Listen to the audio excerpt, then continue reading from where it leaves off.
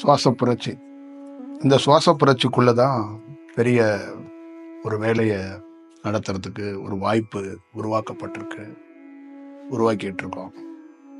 என் வாழ்நாளில் மறக்க முடியாத அனுபவங்களை பகிரவே முடியாத, எழுதவே முடியாதுங்க. சில பகிர்வுகளை, சில வார்த்தைகளை எழுத முடியாது, சொல்ல முடியாது.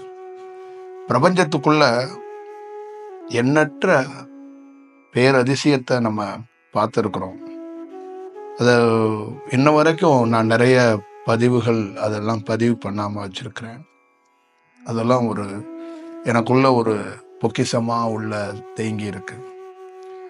அதுக்கான கால சூழல் வரும்போது அந்த பதிவுகள் எல்லாமே மக்களுக்காக தான் தேக்கி வைக்கப்பட்டிருக்கு. அந்தந்த காலகட்டத்துக்கு ஏற்ற மாதிரி வருகிற ஆன்மாவுக்கு ஏற்ற மாதிரி தான் அந்த பதிவுகளும் இறக்கி வைக்கப்படும் அப்படிங்கிறதுக்காக தான் அதையும் நம்ம உள்ள வச்சிருக்கிறோம். நம்ம லைஃப்ல நான் சொல்ல வேண்டிய முக்கியமான பெரிய விஷயம் என்னன்னு கேட்டிங்கன்னா, காத்திருப்பது. அதுதான் தலைப்பே. இன்னைக்கு நம்ம அதை பற்றி தான் பேச போறோம். இந்த காத்திருக்கிறதுல என்ன செயல் அப்படின்னா, ஒவ்வொரு ஆணா இருக்கட்டும், ஒவ்வொரு பெண்ணா இருக்கட்டும், காத்திருக்கிறது மட்டும் முடியவே முடியாது. ஏன்னா யாரா இருந்தாலும் சரி, இந்த நாட்டோட ராஜாவா இருந்தா கூட உடனே ஒண்ணு நடக்கணும், இல்ல நமக்கு சாதகமாவே ஒண்ணு நடக்கணுங்கிறது தான் எல்லாரும் விரும்புவாங்க. ஒரு ஆணும் சரி, ஒரு பெண்ணும் சரி. எந்த ஆணும் சரி, எந்த பெண்ணும் சரி அழுகிறதுக்கு தயாரா இருக்க மாட்டாங்க. சோகத்தை தாங்கிறதுக்கு தயாரா இருக்க மாட்டாங்க. சோகம் ஒண்ணு நடக்கணும் நம்ம வாழ்க்கையிலன்னு யாரும் விரும்பவும் மாட்டாங்க, எதிர்பார்க்க மாட்டாங்க. எந்த பெண்ணோ எந்த ஆணோ தோல்விங்கிறது நம்ம வாழ்க்கையில வருமா அப்படிங்கிறது அவங்களுக்கு தெரியாது. தோல்வி வந்ததுக்கு அப்புறம் ஒரே அடுத்தடுத்து சோகமோ தோல்வியோ இருக்கும்போது நமக்கு ஒரு வெற்றி வராதா அப்படிங்கிற ஒன்றும், அந்த தோல்விக்கான காரணம் இதெல்லாத்தையும் விட்டுருங்க. ஆனா அவங்க வாழ்க்கையில இது என்ன வாழ்க்கை அப்படிதான் அவங்க நினைக்க தோணும். இது எதற்கு இந்த வாழ்க்கை, ஏன் இதை வாழ்றோம் அப்படின்னு நினைக்க தோணும். என் வாழ்க்கையிலையும் அப்படிதான். என் வாழ்க்கையில மிக நுட்பமாக அறிய முடியாத, நான் பல நாள் சொல்லியிருக்கிறேன், பல பேருக்கு புரிய மாட்டேது. என் வகுப்புல மிக முக்கியமான, அப்படியே குழந்தைக்கு பாடம் சொல்ற மாதிரி 40 வயதுலேருந்து 45 வயசு, 50 வயசு, 55 வயசு எல்லா கேட்டகரியில வர்றவங்கள்ட்டையும் எனக்கு என்ன பெரிய வருத்தம் என்னன்னா, நிறைய இடங்கள்ல தியானம் கத்துக்கிட்டவங்கெல்லாம் 15 வருஷம் 20 வருஷம் கத்துக்கிட்டவங்கெல்லாம் என்கிட்ட வர்றாங்க. ஆனா அவங்க கூட நான் சொல்றத பிடிக்க முடியலைங்க. அதுதான் எனக்கு ரொம்ப வருத்தமா இருக்கு. ஒரு ஃப்ரெஷ்ஷா ஒரு மாணவன் வர்றான், அவனுக்கு ஒரு விஷயத்த வாழ்க்கையை பத்தி பிடிக்க முடியல, அவன் ஒரு சில விஷயத்த காத்திருக்க மாட்டான்னா பரவாயில்ல. ஆனா 20 வருஷமா 15 வருஷமா தவம் பண்ற ஒரு ஆணோ பெண்ணோ அதை பிடிக்க மாட்டாங்க. அது எப்படி இருக்கும் பாரு. அவங்களோட எக்ஸ்பீரியன்ஸ் என்ன, அவங்க கடந்து வந்த எவ்வளவு பெரிய கடினமான ஒரு சூழல் எல்லாம் கடந்து வந்திருப்பாங்க. ஆனா அந்த காத்திருப்புங்கிறது தான் இறைவனை அடையறதுக்கு மிக முக்கியமான ஆயுதம்னு தெரியல அவங்களுக்கு. சரணாகதி எவ்வளவு முக்கியமோ அதே மாதிரி காத்திருந்தாதாங்க இறைவனை அடைய முடியும். நீங்க யார வேணாலும், எந்த வரலாறை வேணாலும் எடுத்துக்கங்க, காத்திருந்தவன் மட்டும்தான் கடவுளை கண்டான். காத்திருக்காதவன் எவனுக்கும் கடவுள் காட்சி கொடுத்ததாவோ கடவுளாகவோ அவனே மாறினதா கிடையாது. என் வாழ்க்கையில மிக மிக ரொம்ப ஒரு ஒரு இக்கட்டான ஒரு சூழ்நிலை வரும்போது, நான் திருவண்ணாமலையில் வீதிகள்ல சுத்தி தெரியும் போது, அந்த வீதிகளுக்குள்ள நான் உலா வந்த போது எனக்குள்ள பெரிய சோகங்களும் பெரிய ஒரு செயல், ஒரே நேரத்துக்குள்ள இடி இடிக்கும், மழை பெய்யும், காற்றடிக்கும், பஞ்சபூதங்கள் ஒரே நேரத்துக்குள்ள ஒரு மனிதனுக்குள்ள வீசிக்கிட்டே இருக்கும். அந்த மாதிரி ஒரு சூழலுக்குள்ள நான் இந்த சுத்தி தெரியும் போது என்ன ஒருத்தர் சந்திச்சாரு. அவரு சந்திச்சாருங்கிறதோட நான் அவரை சந்திச்சேன். என் வாழ்க்கையில மறக்க முடியாத எனக்கு ஒரு பேர் உபதேசத்தை அவரிடம் இருந்து நான் பெற்றேன். அந்த பேர் உபதேசத்தை அவர் எனக்கு என்ன கொடுத்தாருன்னா, அவர் எனக்கு என்ன சொல்லி கொடுத்தாருன்னா, காத்திருப்பது அப்படிங்கிற ஒரு பொக்கிஷத்தை, ஒரு ரகசியத்தை எனக்கு கொடுத்தாரு. ஆனா என்னுடைய காலம், என்னுடைய நேரம், நான் அவமானப்படணும், கண் கலங்கணும், ரோட்ல நிக்கணும். அப்படிதான் என் காலம் இருக்கு, என் நேரம் இருக்கு. ஆனா ஆப்போசிட்ல இருக்கிறவரு அந்த காலத்தையும் நேரத்தையும் உணர்ந்து, அந்த இடத்துக்குள்ள நீ ரொம்ப கஷ்டப்பட்டுட்ட. ஆனா நீ இனி கஷ்டப்படக்கூடாதுன்னு அவர் அந்த காலத்தை உணர்ந்தவர் என்ன பண்ணாருன்னா, என் கைய பிடிக்கிறதுக்கு ட்ரை பண்ணாரு. நான் என்ன பண்ணேன்னா, புத்திசாலி இல்ல, நான் மனுஷன் இல்ல. அவரு கைய நான் பிடிக்க ட்ரை பண்ணேன். அதுதான் விளைவு. அந்த காத்திருப்பதுல ஏற்பட்ட பிழை.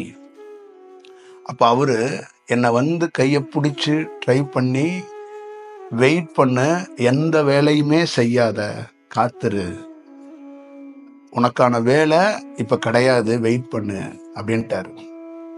நான் என்ன பண்ணிட்டேன், அவரு கைய காலை நான் பிடிச்சுக்கிட்டு நம்ம ஜெயிச்சிடலாம், நம்ம வந்துடலாம், அவர் காப்பாத்திடுவாரு அப்படின்னு என்னையும் ஏமாத்திக்கிட்டு அவரையும் ஏமாத்த நான் ட்ரை பண்ணேன். அதோட விளைவுகள் நான் ரொம்ப நாள் அழுதேன், ரொம்ப ஃபீல் பண்ணேன், ரொம்ப வருத்தப்பட்டேன், ரொம்ப வேதனைப்பட்டேன், ரொம்ப ரொம்ப அசிங்கப்பட்டேன். அப்ப அந்த இடத்துல மீண்டும் நானும் அவரும் சந்திக்கிற ஒரு வாய்ப்பு கிடைக்கும்போது, ஒரு பசுமையான ஒரு நிகழ்வுகள், என் வாழ்க்கையில மறக்க முடியாத அந்த நிகழ்வுகள், என்ன ஒரு பார்வை பார்த்தார் அவரு. அந்த ஒத்த பார்வை தான், நான் சொன்னேனடா காத்திருன்னு. அப்படியே நான் கலங்கி நிக்கிறேன். அப்படியே கண்கள்ல இருந்து கண்ணீர் வருது. ஏன்னா நான் வந்து அவ்வளவு பெரிய துயரத்துல மாட்டி வந்து நிக்கிறேன். அவர் வந்து என்னை வெயிட் பண்ண சொன்னாரு, நான் வெயிட் பண்ணாம போய் ஒரு வேலை செஞ்சுட்டேன். அவர் வந்து என்னை ஒரு முறைக்கு 10 முறை எச்சரிச்சாரு. 10 முறை எனக்கு வந்து வாய்ப்புகளை வாரி வாரி வழங்கினாரு. காலம் சரியில்லடா, நேரம் சரியில்லடா, காத்துடுறான்னு ரெகுலர் ஃபார்முலால இல்லாம வெவ்வேறு வடிவத்துல என்கிட்ட சொன்னாரு. நான் அதை மீறிட்டேன்.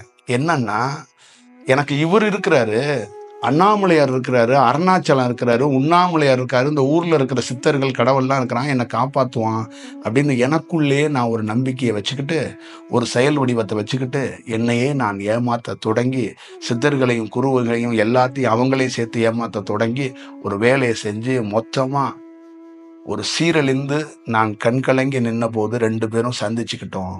அப்ப நான் எனது கண்கள்லேருந்து நீர் ஒடியும் போது அவர் பார்த்தார். நான் அன்றே சொன்னேன் அல்லவா அப்படின்னு சொல்லாமல் அந்த ஒற்ற பார்வையில் ஒட்டுமொத்தமான என் வாழ்க்கையே அந்த பார்வை காட்டி கொடுத்துச்சு. அந்த ஒத்த பார்வை தான். அப்படியே கூனி குறுகி போய் அவர் முன்னாடி நான் நின்னேன்.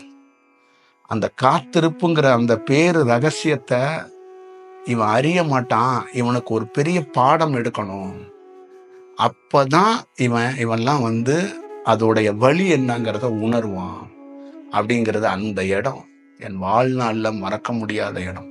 அதற்கப்புறம் அதே மாதிரி நிறைய இன்சிடென்ட்ல நான் தவறு செஞ்சிருக்கிறேன். அந்த காத்திருக்காம அவசரப்பட்டு செய்யும் போது வாழ்க்கையில ஒரே ஒரு விஷயம் சொல்றேன். இந்த பதிவு பார்க்குற ஒவ்வொரு சகோதரனுக்கும் சகோதரிக்கும் நான் சொல்றது, ரொம்ப முக்கியமான இடம் இது. இறைவன் தடுத்து ஆட்கொள்வான் அப்படிங்கிற வார்த்தை இருக்கு. அது எப்படின்னா, ஒரு துன்பத்தில் இருக்கிறவனை தடுத்து ஆட்கொண்டு இறைவன் அவனை வந்து சரி செய்வான் இருக்குல்ல. அதே நேரத்துல ஒரு மனிதன் காத்திருக்கணும் அப்படிங்கிற ஒரு சூழல் இருக்கு. அவன் காத்திருக்கணும், அவன் காத்திருக்காம ஒரு வேலை செய்யக்கூடாது அப்படிங்கிறதுக்காக இறைவன் என்னை தடுத்து ஆட்கொண்டு நான் செய்கிற வேலையை செய்ய விடாம தடுத்தார். எனக்கு உதவி செய்ய வர்றாங்கல்ல, அவங்கெல்லாம் வர விடாம தடுத்தார். அவங்கெல்லாம் பகையா மாத்தினார். அப்ப கூட இந்த மரமண்டைக்கு புரியல, அப்ப கூட இந்த மரமண்டைக்கு உரைக்கல. அப்ப கூட இறைவா உனக்கு கண் இல்லையாடா, கால் இல்லையாடா, கை இல்லையாடா, மூக்கு இல்லையாடான்னு தான் கேட்டனே ஒழிஞ்ச, அங்க இறைவன் தடுத்து ஆட்கொள்ளப்பட்டு காத்திருக்க வைத்திருக்கிறான்னு எனக்கு தெரியல. மீண்டும் அதே மாதிரி திருப்பி திருப்பி எனக்கு உதவுறதுக்கு யாரு வரலனாலும் நான் போய் ஒரு விஷயத்தை கிரியேட் பண்ணிக்கிட்டே இருக்கிறேன். மீண்டும் மீண்டும் கிரியேட் பண்றேன், போராடுவேன், உழைச்சி நான் பெரிய ஆளாகி காட்டுவேன், அப்படி இப்படின்னு வர்றேன். பல ரூபத்துல அந்த இறைவன் தடுத்து ஆட்கொண்டு யாரையும் உதவி செய்ய விடாம வச்சிருந்தான். ஆனா அதை மீறி அந்த விதின்னு சொல்லுவாங்கல்ல, அந்த மாதிரி விதி எல்லா வேலையும் செஞ்சு கடைசியில நான் ரோட்டுக்கு வந்துட்டேன். அந்த ரோட்டுக்கு வந்து நிக்கிற அந்த தருணத்துல மீண்டும் இறைவன் ஒரு செயல் வடிவம், அந்த வடிவத்துக்குள்ள இறைவன் காட்டி கொடுத்தது, இறைவன் சொன்னது, இறைவனுடைய மெசேஜ் என்னன்னா, இந்த இடத்துக்குள்ளேயும் நீ காத்திரு, நான் ரோட்டுக்கு வந்துட்டேன், அனாதையா நிக்கிறேன். ஒரே ஒரு பாயிண்ட் தான் இருக்கு. என்ன பாயிண்ட்னா, சூசைட் பண்ணிக்கணும். வாழ்றதுக்கான வாய்ப்பே இல்லை. 1% கூட வாய்ப்பு இல்லை. ஏன்னா வாய்ப்பே இல்லை. அப்படியானா ஒரு ஒரு இடத்துக்கு நான் வந்துட்டேன். அப்பையும் இறைவன் சொன்னது காத்திரு. என்னால காத்திருக்கவே முடியல. ஆனால் என்னை காத்திருக்க இறைவன் தயார் பண்ணான். என்னை காத்திருக்க வச்சான். அந்த ஒரு சூழலை என்ன பண்ணான்னா, தடுத்து ஆட்கொண்டப்பட்டு என்னை மீண்டும் கையில பிடிச்சுக்கிட்டு காத்திருக்கிறதுக்கான வாய்ப்பை உருவாக்கி கொடுத்தான். ஒருத்தவனை திட்டுறான்னா திட்டட்டும், கடனா இருக்கா இருக்கட்டும், நோயா இருக்கட்டும், துன்பமா இருக்கட்டும், கண்ணீரா இருக்கட்டும், இந்த உலகமே உன்னை எடுத்து கொள்ள வருதா வரட்டும், ஒரு தீராத வழியா வந்துடட்டும், எது வேணாலும் நடக்கட்டும், காத்திரு. காத்திருன்னு சொல்றவன் யாருன்னா, சாக போற மனிதன் இல்லை, இறைவன். அவன் சொல்றான்னா அதுல ஒரு அர்த்தம் இருக்கும். அவன்கிட்ட இருந்து ஒண்ணு வருதுன்னா, இறைவன்னா யாருங்க? காலம். இந்த சுழற்சி இருக்குல்ல, கடிகாரம் முள்ளு உங்க வீட்டுல ஓடுது பாரு, அவன் தான் கடவுள். அவன் தான் கடவுள். கடவுளை நீங்க போய் வேற எதுவும் போட்டோம்னா, உங்க கடிகாரம் உங்க வாட்சி கட்டியிருந்தீங்கன்னா, உங்க வீட்டுல வாட்சி இருந்துச்சுன்னா, அவன் தான் கடவுள். அவன் தான் இறைவன். அப்ப என்னை காத்து இருக்கிறதுக்கான வாய்ப்பை அவன் உருவாக்கி கொடுத்தான். அப்ப எனக்கு அப்பையும் இந்த காத்திருப்பதை பத்தி எனக்கு தெரியாது. அப்படி நவர்ந்தேன், மயில் மாதிரி ஓடுனேன், முயல் மாதிரி ஓடுனேன், மான் மாதிரி ஓடினேன், சிறுத்தை மாதிரி ஓடினேன். என்னை ஆம வேகத்துக்கு குறைச்சு காத்திருக்கிறதுக்கான வாய்ப்பை உருவாக்கி வச்சான். என் வாழ்க்கையில காத்திருக்குங்கிற அந்த ரகசியத்தை கற்றுக் கொடுத்ததுக்கு மெயின் காரணம், நான் அடைந்த சரணாகதி. ஒழுங்கா சரணாகதி அடைந்தேன். இறைவனே கதின்னு நான் சரணாகதி அடைஞ்சதுனால அந்த காத்திருக்கிற செயலை எனக்கு கற்றுக் கொடுத்தான். கடைசியா என்ன திரும்ப நடந்துச்சு, நான் காத்திருந்தோன்னா அந்த காலம் வரும்போது என்னை சுத்தி இருந்தவன் அத்தனை பேர் ஓடி போனான். என்னை சுத்தி இருந்த அதே கோபம், அதே வஞ்சகம், அதே சூழ்ச்சி, அதே கண்ணீர் துளி எங்க போச்சுன்னே தெரியல.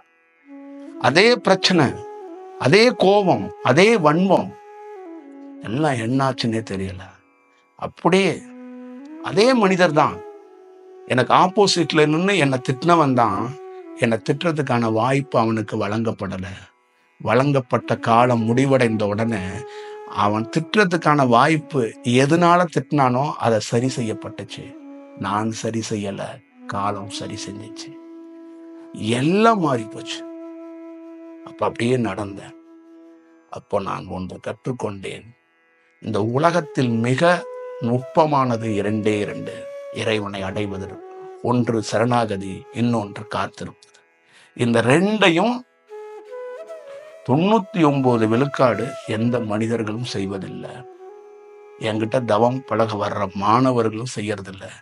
அவங்க சௌரியத்துக்கு அவங்களுக்கு தோன்றதை செய்யறது. அவங்க என்ன தோன்றதோ அதை செய்யறது.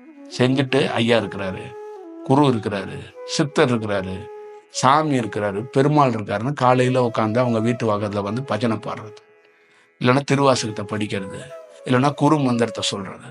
நீ 1000 முறை நான் கற்றுக் கொடுக்குற மந்திரத்தை யூஸ் பண்ணி தியானத்தை பயன்படுத்தினா கூட நீ பியூர் சரண்டர் அடையலைன்னா நான் வரமாட்டேன். ஒன்று காத்திருக்க சொல்லிட்டேன்னா, உயிரே போனாலும் போனா போகட்டும், காத்திருக்கணும். நீ இடையில இந்த சொல்யூஷன் தேடி என்னை சொரிஞ்சுக்கிட்டுலாம் இருக்கக்கூடாது. காலம்ங்கிறது என்னன்னா, காலம் வந்துட்டா உன்னோட வேகமா வேலை செய்யும். அது மூவிங்ல இருக்கிறது. உன்ன மாதிரி கிடையாது. கடவுளுங்கிறவன் சொல்லாம செய்யறவன் தாங்க அவனுக்கு பேரே கடவுள்ங்கிறது. கேட்காம கொடுக்கறவன் பேர் தான் கடவுள். காலம் வந்துடுச்சுன்னா உன் வீட்டு கூரையை பிச்சுட்டு ஒன்று கொட்டும் வாங்கல, அதுதான் செயல் வடிவம், அதுதான் விஷயம். இப்ப நான் எத்தனையோ சூட்சமங்களை பல மாணவர்களுக்கு சொல்லித்தரேன், கேட்க மாட்டாங்க. இந்த 50 ஆண்டுகள்ல தவம் பண்ணி சாதிக்க முடியாத வாழ்க்கையில எத்தனையோ பேர் கீழே வீழ்ந்து போனார்கள். நிறைய பேர் நிறைய ஆசிரமத்துல பெருமிதம் பாடிட்டு உட்காந்துங்களே, ஒருத்தரும் ஒண்ணும் கிடையாது. சப்ஷாடா எனக்கு தெரியும். அவன் குருன்னு சொல்றவன்ட்டே ஒண்ணும் இல்லை, இவன்ட்ட எப்படி இருக்கும்? அவங்ககிட்டே ஒண்ணும் கிடையாதுங்க. எல்லாம் அந்த திசையில ஜாதகத்தோட கிரகத்துல முன் ஜென்மத்தோட இருக்கிற தொடர்புகள்ல வண்டி ஓடுதுங்க. அங்க ஒண்ணும் இல்லைங்க. நமக்கு தெரியுங்க. காலத்தை உணர்ந்து நான் சொல்றேன். காலத்தை உணர்ந்தவன் நான். காலத்தை நான் பார்த்தவன். அந்த கால சுழற்சிக்குள்ள நடக்கிறவன் நான். அந்த செயல் வடிவத்திலிருந்து நான் சொல்றேன். அங்க ஒண்ணும் இல்ல. அப்ப அந்த ஒண்ணும் இல்லாத விஷயத்த ஒண்ணு இருக்கிற மாதிரியே பில்டப் பண்ணிக்கிட்டு, தன்னை ஏமாத்திக்கிட்டு, ஒரு வேலையை செஞ்சுக்கிட்டு, ஒரு தவம் ஒருத்தட்ட ஒரு உபதேசம் வாங்கி ஒண்ணு பண்றோம்னா மாறணும்.